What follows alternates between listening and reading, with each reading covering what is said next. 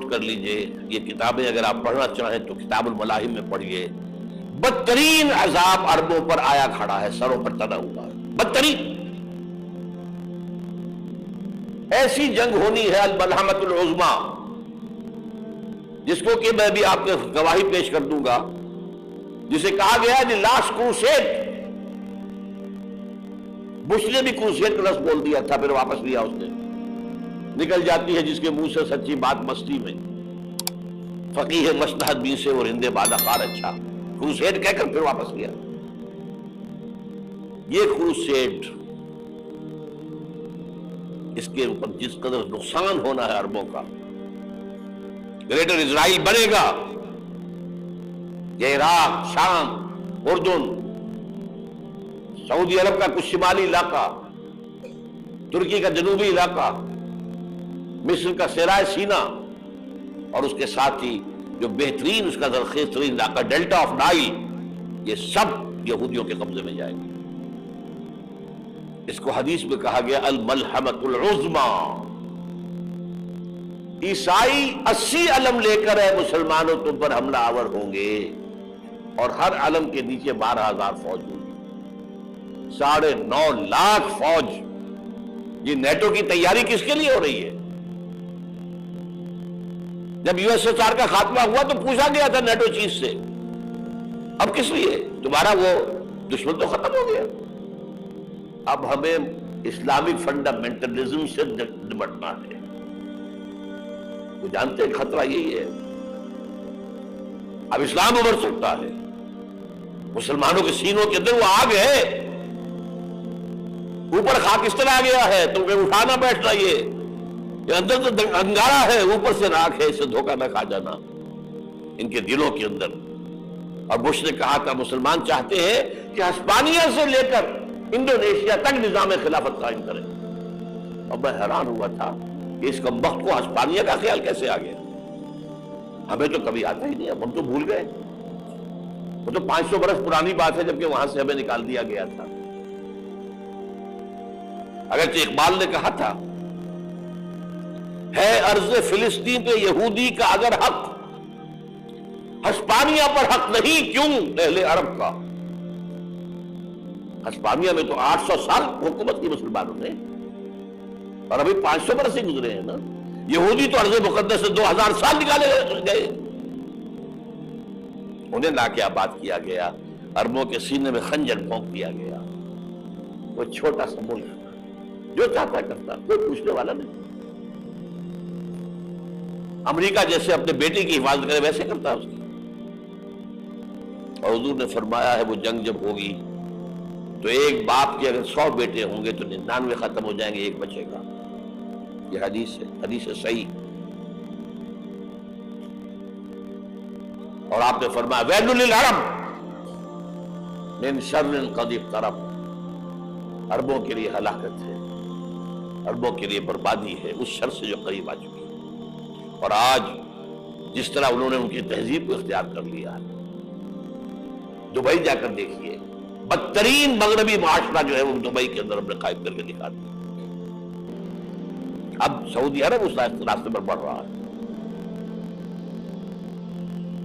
اور اس کے بعد نمبر 2 پر جو ہے ہم پاکستانی ہیں. لیکن میں اس کے وہ پہلی بات جو کہہ رہا ہوں وہ تو یقینی ہے، اس میں تو احادیث صحیحہ موجود ہے. اگرچہ اس کے بعد پانسا پلٹے گا، پھر حضرت مہدی کا ظہور ہوگا، حضرت عیسیٰ کا نزول ہوگا، اور وہ گریٹر اسرائیل گریٹر گریو یارڈ بنے گا یہودیوں کا. ایک ایک یہودی قتل ہوگا اور دفن ہوگا. یہ بات میں ہونا ہے، میں پہلی بات فرض کر رہا ہوں. وہ پانسا پلٹے گا جب پلٹے گا. ابھی جو سامنے ہے وہ کیا ہے؟ جس ملحمۃ العظمیٰ کہا حضور نے، جسے آرمگیڈون کہتے ہیں عیسائی. آرمگیڈون کی اگر کہیں جا کر آپ دیکھیں گے، آپ ڈکشنری میں مانی تو کیا لکھا ہے؟ A very big war which will be fought between the forces of evil and good before the end of this world. اس دنیا کے خاتمے سے پہلے خیر اور شر کی قوتوں کے درمیان بہت بڑی جنگ ہوگی. ارمجدون اسے کہتے ہیں عربی میں، اور آرمگیڈون اسے کہتے ہیں انگریزی کے اندر. اور یہ بائبل کی آخری کتاب کے اندر ہے، جو اس میں کہ مکاشفات یوحنا، ریولیشنز آف سینٹ جان، یہ تو میں کہہ رہا ہوں یقین کے ساتھ، اور زیادہ دور نہیں ہے، آیا چاہتا ہوں۔ اس لیے کہ یہودیوں کا اور عیسائی جو کنزرویٹوز ہیں، نیو کنزرویٹوز، ان کا 5 نکاتی ایجنڈا ہے متفق علیہ، جس کے تحت یہ جنگ صلیبی شروع کی گئی ہے۔ تو سن لیجئے آپ، آرمیگیڈون نمبر 1، گریٹر اسرائیل قائم ہو جانا اس کے نتیجے میں نمبر 2، مسجد اقصی اور قبۃ الصغریٰ کو گرانا نمبر 3، وہاں 3rd ٹیمپل، وہ مسجد جو حضرت سلیمان نے بنائی تھی 1000 قبل مسیح میں، پھر برباد کی تھی نیبوکدنیزر نے، دوبارہ بنائی گئی، پھر دوبارہ ختم ہوئی 70 عیسوی تک گری پڑی، ان کا خانہ کعبہ گرا ہوا ہے 70 عیسوی سے لے کر آج تک۔ ایک دیوار ہے ویلنگ وال، جہاں جاتے ہیں، روتے ہیں، پیٹتے ہیں، ماتم کرتے ہیں، وہاں وہ بنے گا 3rd ٹیمپل۔ اور نمبر 4، اس میں لا کر رکھا جائے گا تخت حضرت داؤد کا۔ یہ تخت کہاں ہے اس وقت؟ یہ لندن شریف کے اندر، جو ان کی پارلیمنٹ کا جو چرچ ہے، ویسٹ منسٹر ایبے، اس میں رکھا ہوا ہے۔ ایک پتھر تھا جس پر بٹھا کر حضرت داؤد کی تاج پوشی ہوئی، پھر حضرت سلیمان کی ہوئی، پھر وہ پتھر رکھ دیا گیا جب حضرت سلیمان نے بنایا ہیکل مسجد اقصی، وہاں رہا وہ۔ ہر بادشاہ جو تھا یہودی اسی کے اوپر بٹھا کر اس کی تاج پوشی ہوتی تھی۔ سن 70 میں ٹائٹس نے گرایا اسے، ہیکل کو، وہ پتھر لے گیا، وہاں سے روم گیا، روم سے آئرلینڈ گیا، آئرلینڈ سے اسکاٹ لینڈ آیا، اسکاٹ لینڈ سے انگلینڈ آیا، اور اب وہ رکھا ہوا ہے 14ویں صدی عیسوی سے آج تک۔ وہ ویسٹ منسٹر ایبے میں رکھا ہوا، ایک کرسی کی سیٹ میں اسے بنا دیا گیا ہے تخت کی شکل۔ اب انگریزوں میں کوئی ملکہ ہو، کوئی بادشاہ ہو جس کی بھی تاج پوشی ہونی، اس میں ہو، یہ لا کر رکھا جائے گا 3rd ٹیمپل میں۔ اور اس پر یہودیوں کے خیال کے مطابق ان کا مسیحا آئے گا، جو مسیح دجال ہوگا۔ عیسائیوں کے خیال کے مطابق حضرت عیسیٰ آئیں گے، وہ ہمارا بھی خیال ہے حضرت عیسیٰ آئیں گے علیہ السلام۔ بہرحال یہ تو بات کی باتیں ہیں نا، اس وقت جو میں عرض کر رہا ہوں، عربوں پر بہت بڑا عذاب، اور پاکستان کا معاملہ البتہ یہ ہے، میں یقین سے نہیں کہہ سکتا، ہینگنگ ان دی بیلنس، ہو سکتا ہے اللہ تعالیٰ ہم پر رحم فرمائے، ہو سکتا ہے، اگرچہ اسی پہ شرائط ہوگی۔ چمن کے مالک اگر بنا لے موافق اپنا شعار، اب بھی چمن میں آ سکتی ہے پلٹ کر چمن سے روٹھی بہار، اب بھی ہو سکتی ہے۔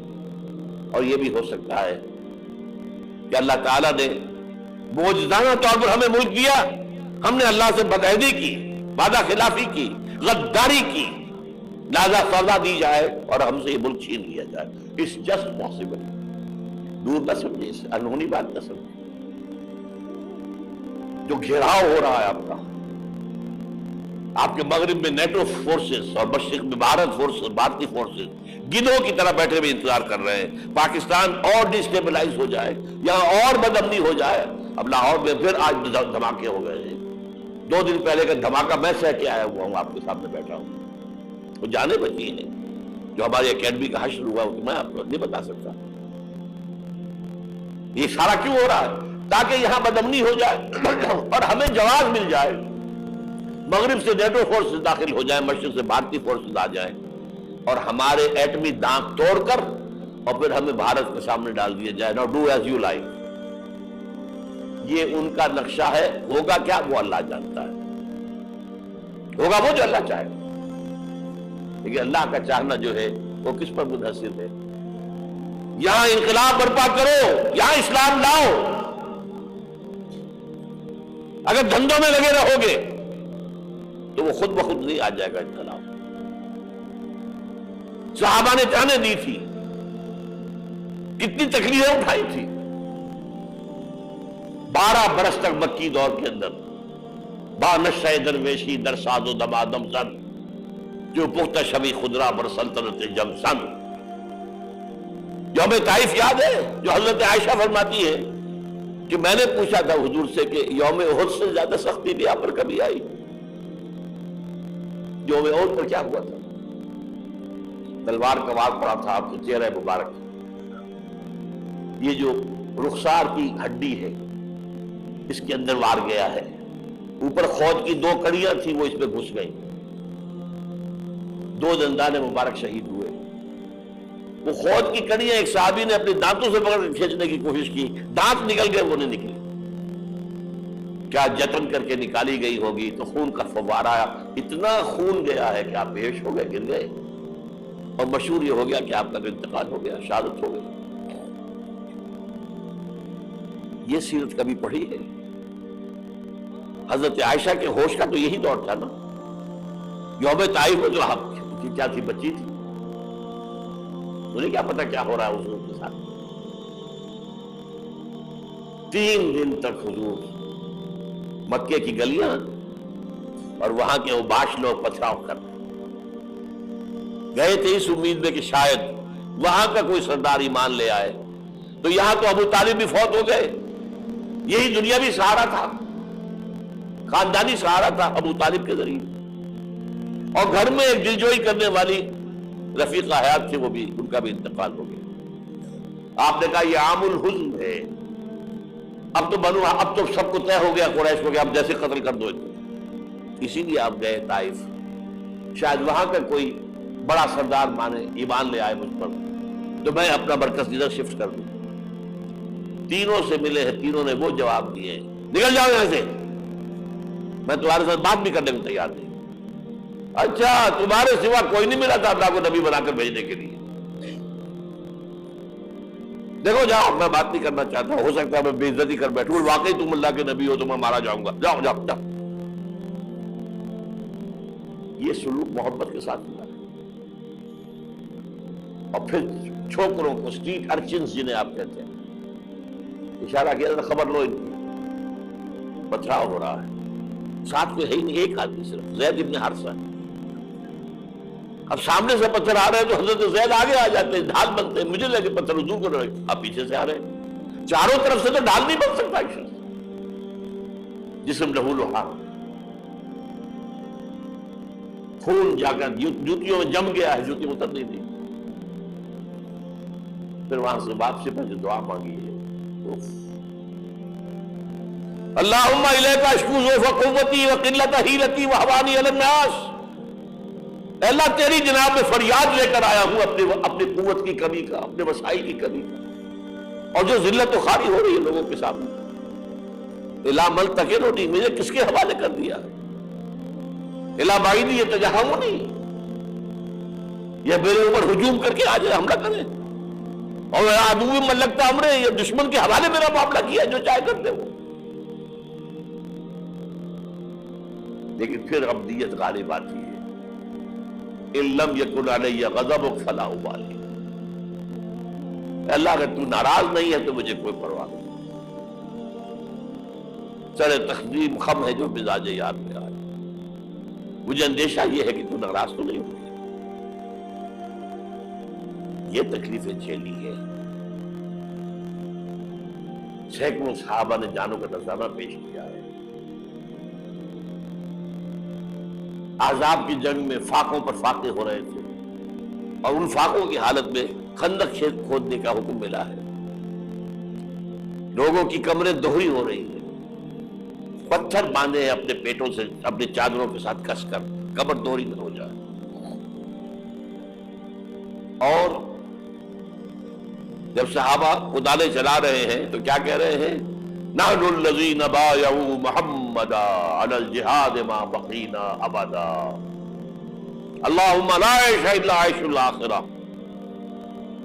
صحابہ کہتے تھے ہم وہ لوگ ہیں جنہوں نے محمد سے بیعت کی ہے کہ جہاد کرتے رہیں گے جب تک جان میں جان نکل جائے تو بات اور، جان ہے، چاہے ابھی بھوک سے کمر دوڑی ہوئی جا رہی، جان تو ہے۔